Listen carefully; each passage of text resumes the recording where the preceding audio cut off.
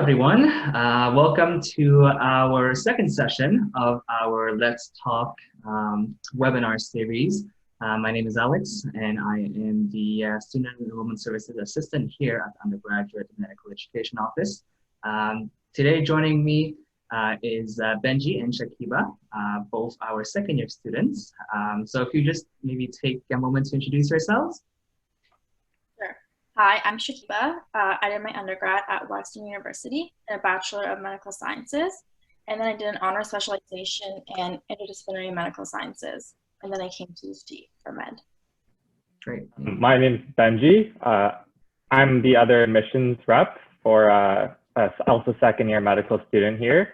I did my undergrad in biomedical sciences at the University of Guelph. And then I also did a master's of biomedical sciences at Guelph as well. And that was more focused on reproductive endocrinology. Great, thank you. So let me just explain how the webinar is going to look like. For those of you who have actually watched our first webinar, you may be quite familiar. So the way it's going to work is we also will have one of our admissions officer joining in later in the session. I'm actually going to start answering some of the questions that we have received. We have basically pooled a lot of common questions that we have seen basically on the survey that you have sent us, and also, just from our chats with students, from emails.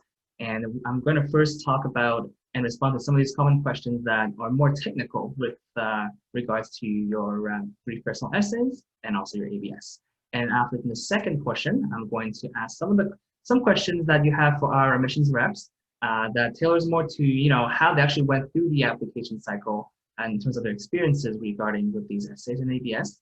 And if we have some more time at the end, we're going to have a live Q&A session. So the way it's going to work is if as you're using Zoom, you will see that there is a Q&A function at the bottom of your screen. So please do not use the chat function. Please use the Q&A function and just type in your answers, your questions. For the sake of time, we might not be able to get through all of them, but we will try to answer most of these questions as it relates to sort of these common inquiries that you have. And then if there's anything that we have missed, feel free to just email us and contact us at the end of the webinar, and I will share our contact information. Yeah. Okay. So I'm going to first start things off. I'm going to start talking about some of the questions that we received that are more technical. So these are not particularly, it relates maybe to your experiences, but more so to, how should you structure your essays and ABS like that, okay?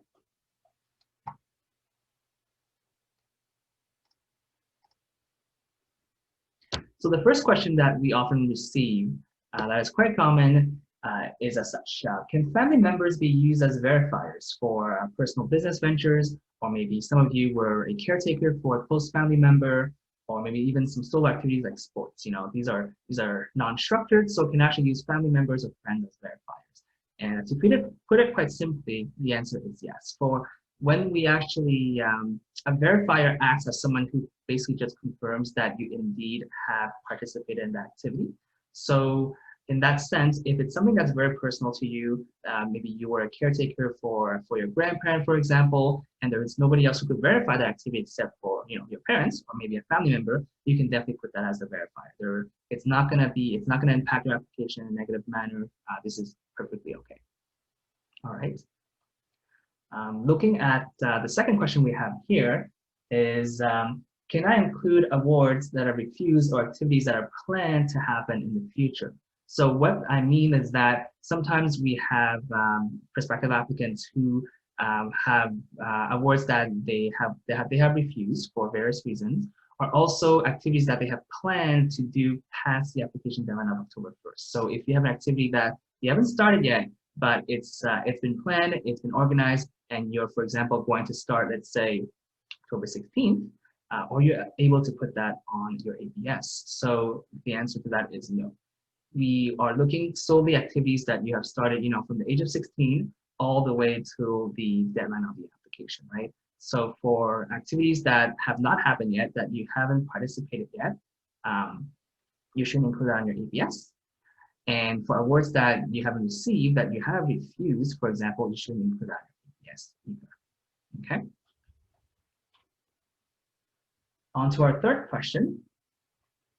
So this question is actually very, very common. We have a lot of students who, for example, are doing research, and they are often asking, have an item that often fits under more than one heading on the APS. So for example, awards, research papers, how do I know which one to use? So this will be at your discretion. This is actually part of the application process as well. But what I want to emphasize is that there is no penalty for putting an item under a specific um, title or area where it could have been under a different category. We understand that a lot of items could potentially have some overlap. For example, a research award, right? It could go either under awards or under research, right? So because of that, we understand there could be some overlap for different items. So basically, list the item that you feel is most relevant as it pertains to your ABS list and as it pertains to your narrative. And the reviewers will just basically take a look at the entire list and assess as such, okay?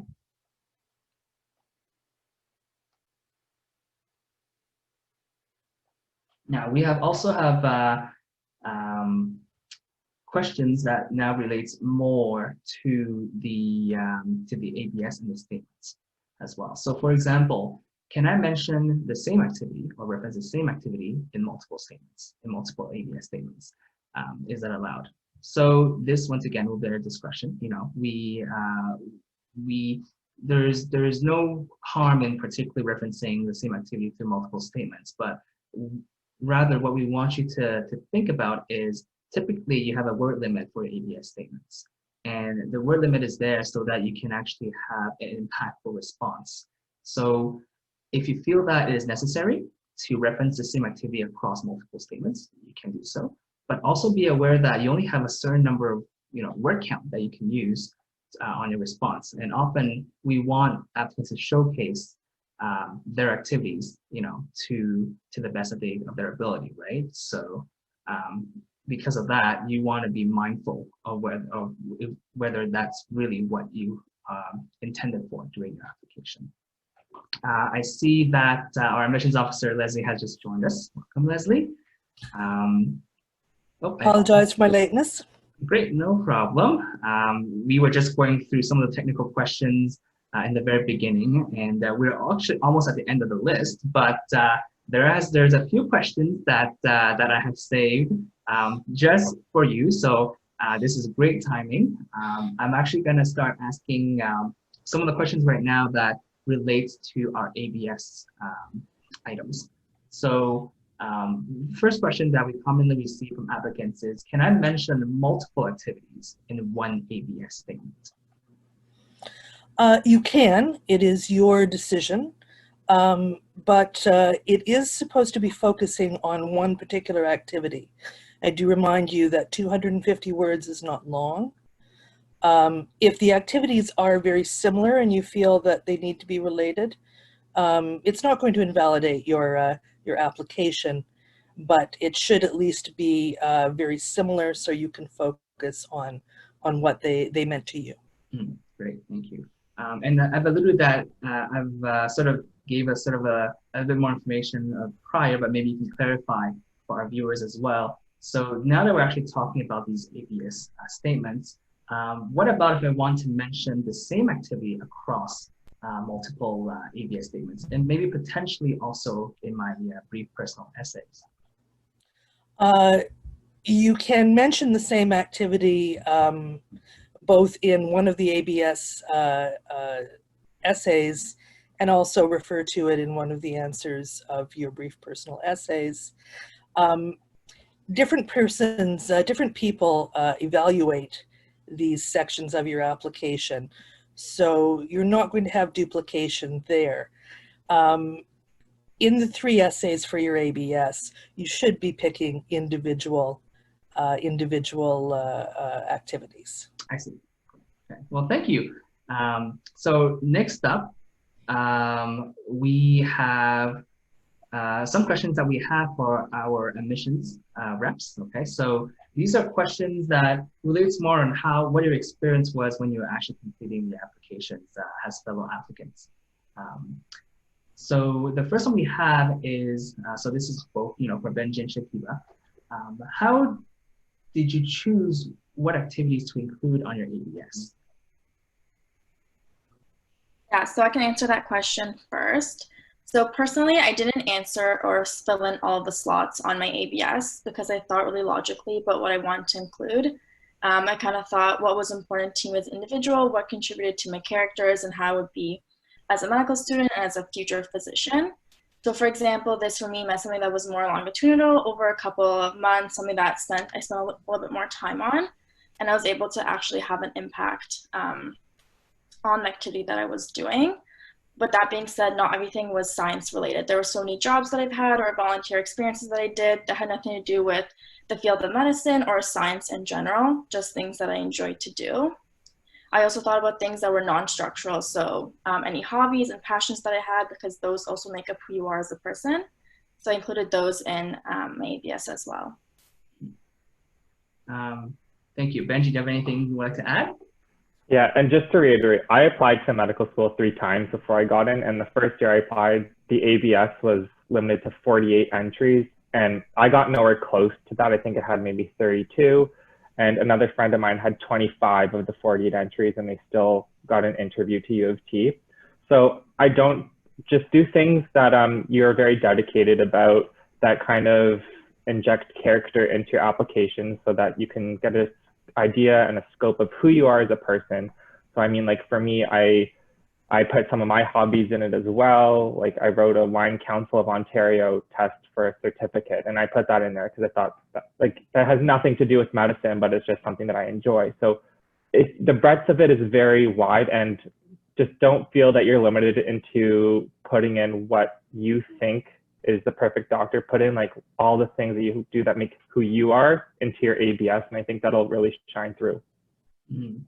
So just for me to piggyback on this a little bit, were there sort of certain factors that you're considering when you were deciding which specific ABS items to choose from for your own application? Yeah, so for mine, I thought about how many months I've worked on it. I think if I was part of something for like 2 or 3 weeks, it wouldn't have enough of an impact on who I am as a person, or there wasn't much I could really write about for me to include it into my ABS. I know different people have different requirements, but for me, I really wrote down everything I've done since I was 16 and really just hand selected things that I thought would show who I was as a person and would showcase my personality best, and then went from there to pick to choose. And I didn't fill up all the slots. That's an excellent tip. Thank you. So, Benji, do you have something you would like to add as well? I just completely agree with whatever Shakiba just said. Okay, so I'm moving on to one of the other questions that is quite common and quite popular as well. So when you were writing your personal essays or your ABS statements during your application, how did you relate to the 4 clusters in your writing? And by that I mean the 4 clusters of attributes that you see on our website on our non-academic requirements. Yeah, I think I can talk to that first. I when I was first applying, I know they're very clear on the website that these clusters are kind of what you are looking for. And so when I started applying, I took all my ABS items and I started categorizing them and just seeing where each item kind of fit within the scope of being a professional communicator, advocate, scholar. And within these sections, there's just so many subpoints. Like there's so many ways to exhibit being a professional. There's so many ways that you can be an advocate, a scholar, a communicator. And they might be very broad reaches, but I found it very important that you just made sure that what you're putting on your ABS somehow related back to these clusters. And I think when I was applying, I'm nervous, like, is this just a U of T thing? But you know, these are very broad categories, and I'm sure all medical schools that you apply to will have some value in how you relate specifically to these categories. So it's not just tailoring an application specific to U of T, in my opinion, but I did find that it just helps keep it organized and directed when you tie all your activities to these clusters. See, thank you. Yeah, and for me, I knew I had to include at least one of each of the clusters throughout my BPE and the ABS statements. I think it's it's like it's so hard to not think I have to include in all of them, but then it makes it a little bit more inorganic when you force the clusters into something that it doesn't relate to. So I think what I did was I looked at a BPE and I thought, which one of these can like add a cluster to? And for those that I was still missing after I wrote the BPE, I picked specific activities for the statement that I was able to talk about the clusters that I wasn't able to do for the BPE. So throughout all 7 of those paragraphs, I think I talked about the clusters, but it wasn't like every paragraph had all 4 or every paragraph had one particular cluster, because I think your writing becomes more inorganic and it doesn't flow as well when you try to force topics in that aren't related to the questions. That's a very good point. Thank you. So on to our next question then, which is our final question actually that we have compiled. And then if we have any time left afterwards, we can take a look at our live Q&A session. So to our admissions reps, can you share what your approach was to answering your brief personal essay questions? For example, did you always include personal examples in your BPEs? So the BPEs are really hard questions. I think it's known that everyone that's ever written them, they're very complicated. So I think for me, it was a very long process. I looked at the questions, I thought about them, I bounced ideas off my family before I even started to write anything down. For me, it was hard to just sit down and write a paragraph, especially because there was so much thought that had to go into the questions. So over a period of time, I just thought I jotted down what I was thinking, and then once I had enough ideas, I started writing down my paragraph. And in terms of personal examples, I think if I had an example that actually related to the question or what I was talking about and the direction I was going into, I would include it, but I would never force it. So I think I only included 2 personal examples in my BPE, and that's because they had a direct relationship to the questions that were being asked. And I felt a lot of pressure to include other experiences in the other 2, but even when I tried, it didn't flow and it didn't add anything to my paragraph. It was just taking up space from me, giving a better explanation of what my thoughts were for the question. And if I really want to talk about an experience that I thought really contributed to who I was as a student and how I would be as a physician, I included those in my ABS statement just so I could at least have talked about those in my application. Right. Yeah, and building off of that, I think that they're loaded questions, and I think that's what they're designed to be, but at the same time, you're limited in the amount of characters you can do. So you feel like you're doing the impossible when you start your BPEs. And mine evolved over 2 to 3 months. You know, as soon as applications released, I looked at those questions and I spent about a week thinking about them before even writing anything down. And then once I had those thoughts processed, I started seeing, you know, what ideas I had, kind of evaluating what would strengthen this response in terms of what personal activities have I done that would actually relate to this versus what would just kind of sound like, as Shakiba mentioned, a forced relationship to this brief personal essay. So you have to be very cognizant of what you include and make it flow organically, because these essays evolve over time. Like I spent so many months, I sent them, I let my parents read them, I sent them to my friends, and I just wanted to make sure, you know, does this sound like me? Because I wanted to make sure that the person who would be reviewing my application was also evaluating how I would approach it, and it sounded like as if I was speaking. So it is quite a challenge. I personally tried to include an example in each essay, but if I couldn't, I just opted not to tie in a very personal example to the BPE, and just to make sure it flows well and show your personality, your character, your beliefs within these essays. I actually have a question for you, Benji. This is more of a follow-up question. Knowing that, as you've shared with us, that you've applied for the 3rd time, has your approach changed any differently from the previous 2 times? Or, you know, what have you maybe learned or changed about, maybe try different things? Has that sort of helped you on your 3rd time? So maybe there's some applicants are in this position as well. So I actually interviewed at U of T on my 1st application. That was my only interview, and it wasn't successful after the interview. So I actually thought, you know, this set of essays were successful. So I'm going to try and take these ideas that I used in the 1st successful application, and I kind of try to force them into the answers of the 2nd admission cycle that I applied. And I was like, well, these essays were good enough, so perhaps then with similar traits and whatnot, I'll get an interview the second time. And that obviously wasn't the case. I didn't get any interviews the second year. So my third time applying, I'm like, you know what, I'm just gonna start bare bones with these essays. Even though I knew, like, in my mind, like that first time I applied, it was a successful essay, but I think I approached it with like a completely fresh perspective, and I made it more organic in that sense. And I tried my best to just start fresh. And if there was a example that I could tie into this essay, then yes, I would include it. But I just started from scratch, and perhaps there are some reapplicants. So for me, that's maybe what was successful. But you know, you might have a great example in your brief personal essay that you want to tie or bring in from an old essay, and that if it relates, that's great. But for me, I just had to start from scratch and kind of get rid of those old ways that I was using. Right. Thank you for sharing. And I mean, you know, you were successful. Congratulations. Right. Those are all the questions we have for today, actually. So right now we are going to go, we have a few minutes left. We are going to go to our live Q&A session. As I see, we have a few questions here. Most of them are quite technical, so they will be for Leslie.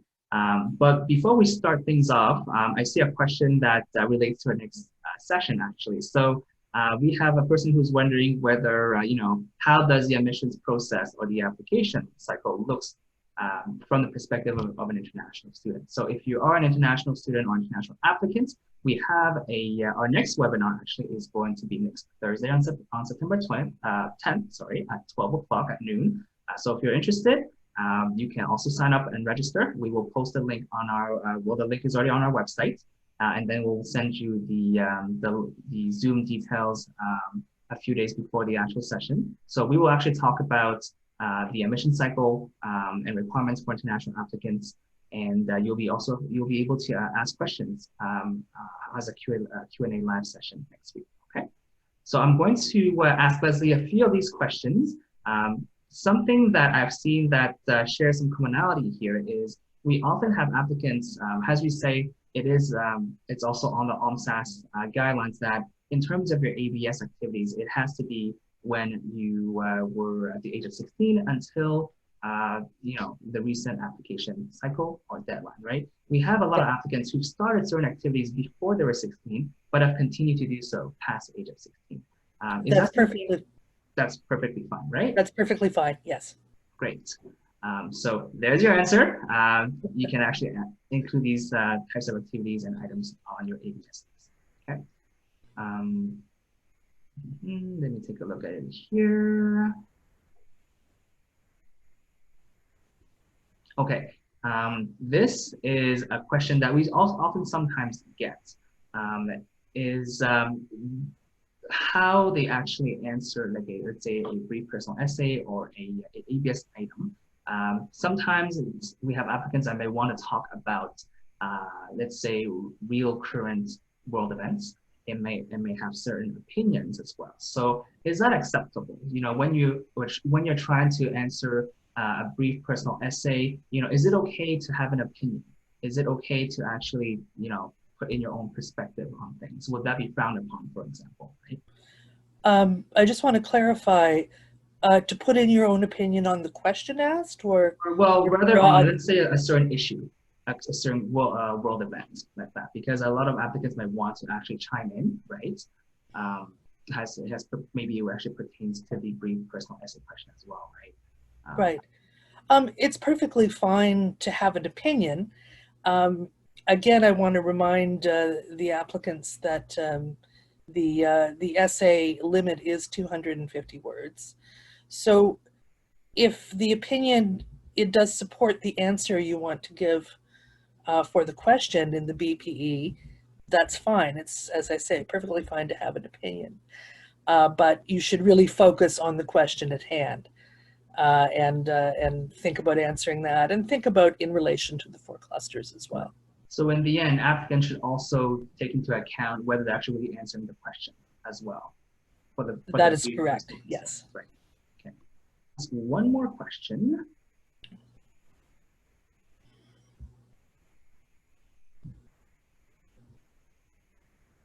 So for this is again a very specific ABS type of question. For someone who holds multiple positions within, let's say, the same student club or the same activity. So for example, someone who's in a student club who has been in multiple positions, has an executive member, or maybe who has done various different types of experiences, but within the same student club, how should they structure their ABS? Should they just have one item, or should they actually just separate all these items and list them all out, even though it's under the same umbrella, the same? Or does it really matter? Well, I would say it's always up to the applicant in the final analysis how they decide to structure their ABS. I would suggest that maybe the club itself is the main activity, and the more important roles that they may have fulfilled. The number of years in the club will speak to the applicant's commitment to it. If they do decide that it's important enough to separate the different roles they've done in the club into separate ABS entries, again, that will not invalidate an application, but it will take up valuable space that they could use to talk about other activities. So it's up to the applicant finally. So in the end, it is the activity they know. Yeah, based on what sort of narrative they want to demonstrate to our reviewers. That's exactly right. Well, thank you very much, everyone. This is all the time that we have for today. I'm actually going to put our email address right on the chat, which is medicine.admist@12.ca. So if there's any questions that we haven't answered today, please feel free to send us an email. Again, our next webinar will be on September 10th, which will focus on the admission cycle for international applicants, and our registration link is already on our website. And then we'll also, stay tuned on our website on our events list. We also have a few of the webinars that are scheduled throughout the rest of the cycle. Once again, I want to thank all of our panelists, our admissions rep Benji, Shakiba, thank you for joining us today, and also our admissions officer Leslie as well. Okay, until then, see you next time. Right, take care, everyone.